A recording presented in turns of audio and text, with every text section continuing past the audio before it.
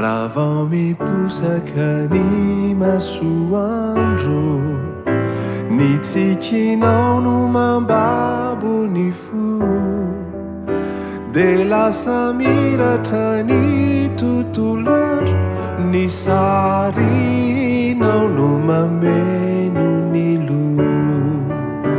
ny badabadanao dada sy neny ny tompy masonao feno fity na ny tomaninao ombienombieny lasa hery mitsinjo ny di fa milanao fonao naizanaiza misy ay iantsonao Nilakwe tsisy ny fotoana tsy atsiarovako anao mandramaty izay no fetra odianao fonao naizanaizy anao iantso anao fonao eo anilakwe tsisy ny fotoana tsy itiavako anao mandramaty izay no fetra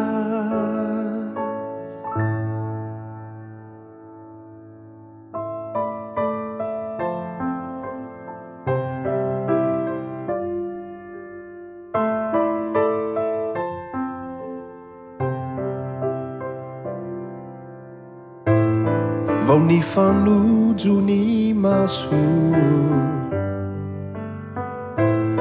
ny fampitsiky ny molotra dia nisy hery ny ampita tsy hay fantarina nampidoboka mafy ny fo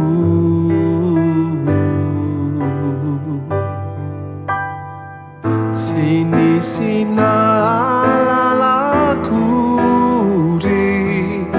samitsina loapeo ka indro vetivety teo nafoy ny daolo ny revy teto atr'izay natao ny veloma ny rehetra teto an-tanana naleo ny namorona fiainana fahindray fa tsy ampy azy itsony ka leo ny nialapa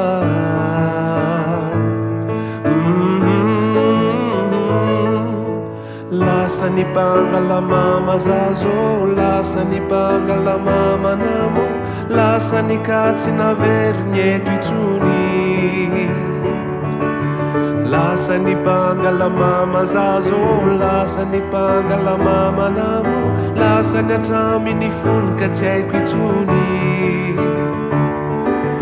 lasa ny pangalamama zazo lasa ny pangalamama namo lasa ny katsy navery ny eto itsony lasa ny pangalamama zazo lasa ny pangalamama namo lasa ny atramy ny fony ka tsy haiko itsony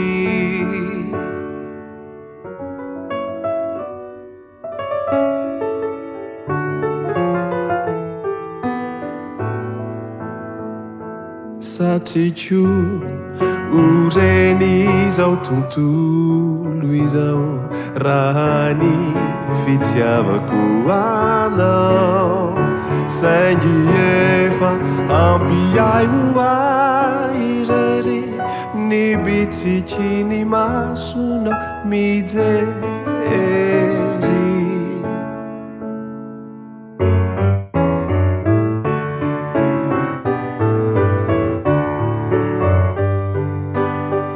mba faniriko e